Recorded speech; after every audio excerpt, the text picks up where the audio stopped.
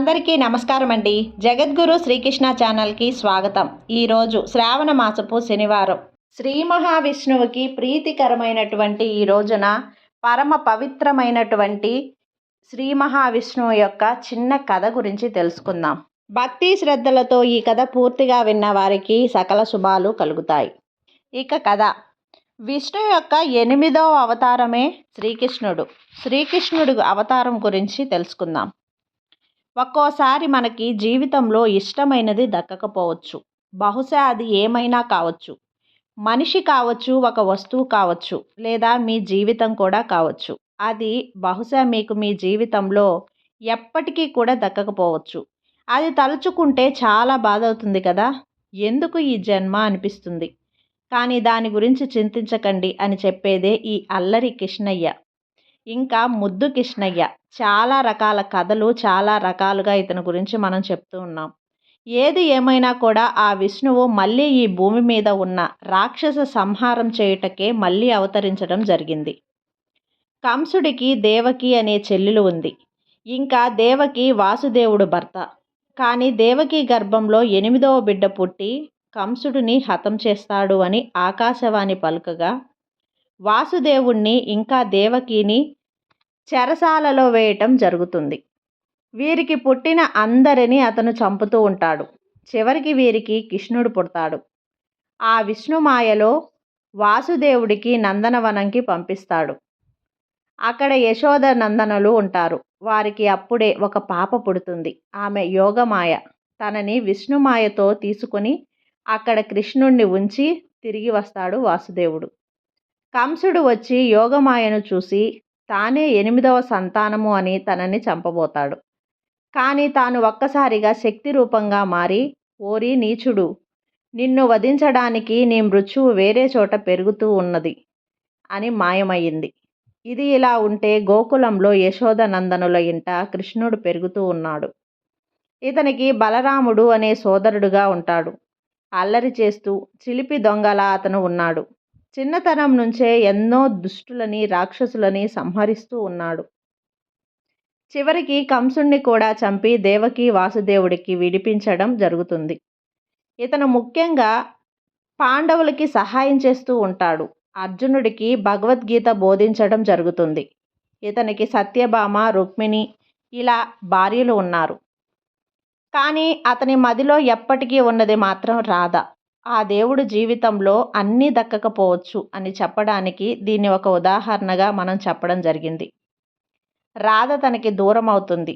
జీవితం మొత్తం తన ప్రేమలో ఉంటూ తననే తలుచుకుంటూ తన లోకానికి వెళ్ళిపోతుంది. అలాగే కృష్ణుడు కూడా అడవులకు వెళ్ళి అక్కడి నుంచి తన లోకానికి వెళ్ళిపోతాడు.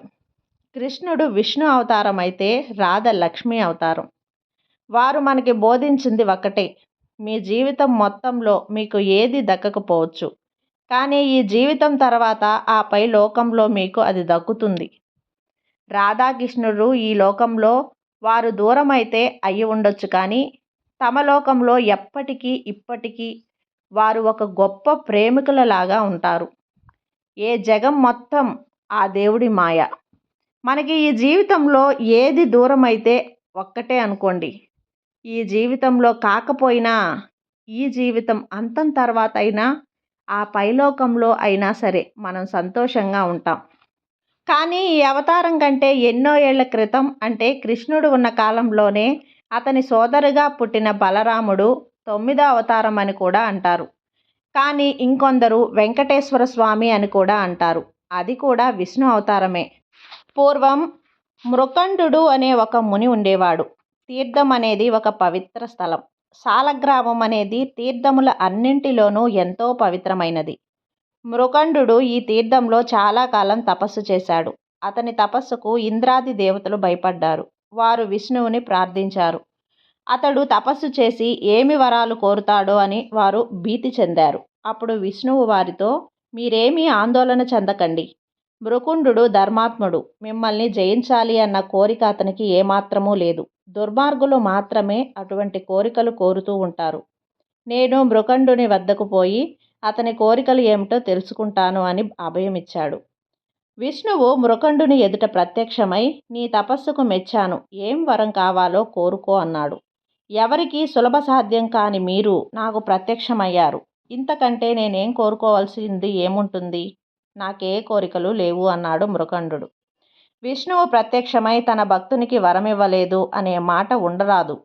కాబట్టి నేను తప్పక నీకు వరమిస్తాను. నేను నీకు కుమారునిగా జన్మిస్తాను. నేను జన్మించడం వలన నీ వంశం చరితార్థమవుతుంది అన్నాడు విష్ణువు. కొంతకాలానికి మృకండునికి ఒక కుమారుడు కలిగాడు. అతనే మార్కండేయుడు. అతడు గొప్ప విష్ణు భక్తుడు. విష్ణువు అతనికి ఒక పురాణం రుచిస్తావు అని వరమిచ్చాడు. అదే మార్కండేయ పురాణం. మార్కండేయ పురాణంలో వివరించబడిన బలరాముడి తీర్థయాత్రలు చేసిన వృత్తాంతం. మహాభారత యుద్ధంగా పిలువబడుతున్న కురుపాండవుల యుద్ధంలో శ్రీకృష్ణుడు పాండవుల పక్షాన నిలబడ్డాడు. అతనికి అన్నైన బలరాముడికి దుర్యోధనుడు ప్రియశిష్యుడు. అందువలన అతడు దుర్యోధనునికి వ్యతిరేకంగా పాండవుల వైపు ఉండలేకపోయాడు. అదేవిధంగా కృష్ణుడు పాండవులకు వ్యతిరేకంగా దుర్యోధనుని వైపు ఉండలేకపోయాడు. అందువలన బలరాముడు మద్యం తాగుతూ అనేక చోట్లకు తిరగసాగాడు. ఒకసారి బలరాముడు నైమిసారణ్యానికి వెళ్ళాడు. బలరాముణ్ణి చూసి ఋషులందరూ ఎదురెళ్ళి ఆహ్వానించారు. మిగిలిన ఋషువులు బలరామునికి భయపడి ఆ అడవి నుంచి పారిపోయారు.